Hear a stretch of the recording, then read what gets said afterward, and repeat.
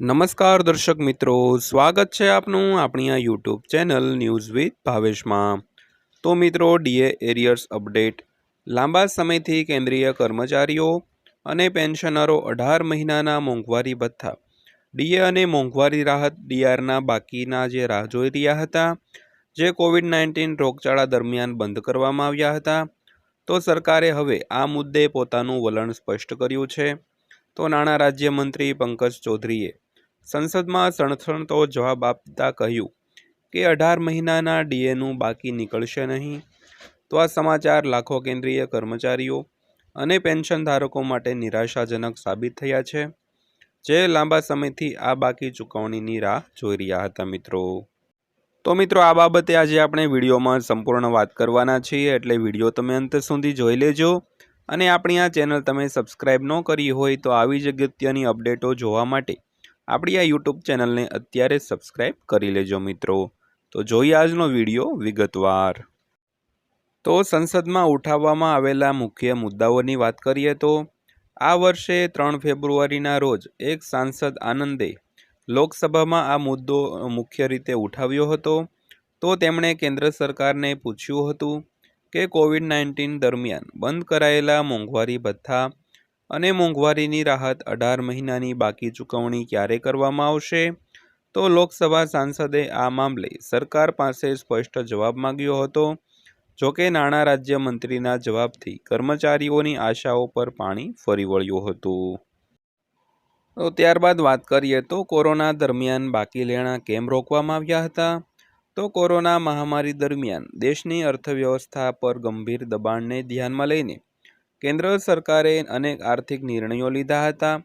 તો આ ક્રમમાં નાણાકીય કટોકટીનો સામનો કરવા માટે સરકારે 34,402 કરોડ રૂપિયાના મોંઘવારી ભથ્થા અને મોંઘવારી રાહતની ચૂકવણી અસ્થાયી રૂપે અટકાવી દીધી હતી। તો આ મેમોરેટિયમ 1 જાન્યુઆરી 2020થી 30 જૂન 2021 સુધીના 18 મહિનાના સમયગાળા માટે અસરકારક હતું। તો સરકારે કહ્યું કે આર્થિક સ્થિરતા જાળવવા માટે આ પગલું જરૂરી છે।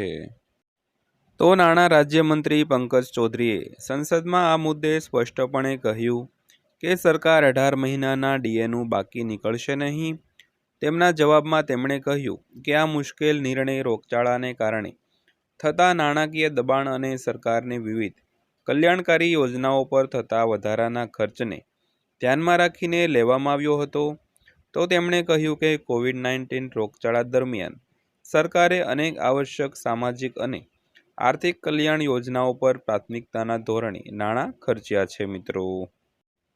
તો ત્યારબાદ વાત કરીએ તો કર્મચારી સંગઠનોના પ્રતિભાવ અને પ્રયત્નો વિશે।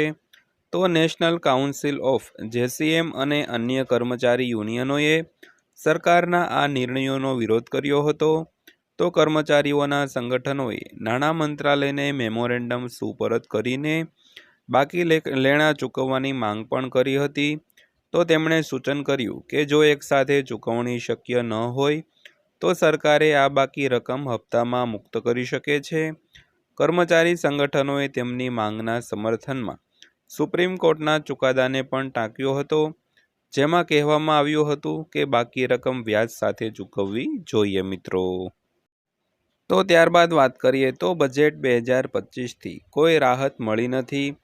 તો કેન્દ્રીય કર્મચારીઓ અને પેન્શનરોને આશા હતી કે સામાન્ય બજેટ 2025માં ડીએની બાકી રકમ અંગે કેટલીક હકારાત્મક જાહેરાત થઈ શકે છે, પરંતુ બજેટમાં આ અંગે કોઈ જાહેરાત કરવામાં આવી નથી, જેના કારણે કર્મચારીઓની નિરાશામાં વધારો થયો હતો। પણ ઘણા કર્મચારી સંગઠનોએ પણ આ અંગે નારાજગી મુક્ત કરી હતી, પરંતુ સરકારે પોતાના નિર્ણય પર અડગ રહીને સ્થિતિ સ્પષ્ટ કરી છે મિત્રો।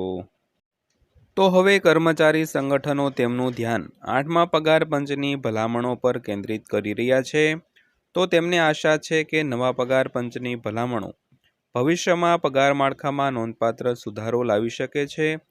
તો વિશેષજ્ઞોનું કહેવું છે કે 8મું પગાર પંચ કેન્દ્રીય કર્મચારીઓના પગાર અને ભથ્થામાં સુધારો કરવા માટે ઘણી મહત્વપૂર્ણ ભલામણો આપી શકે છે, જેનાથી તેમને થોડી રાહત મળી શકે છે। ત્યારબાદ હવે અંતમાં વાત કરીએ તો લાખો કર્મચારીઓ અને પેન્શનરોને અસર થશે.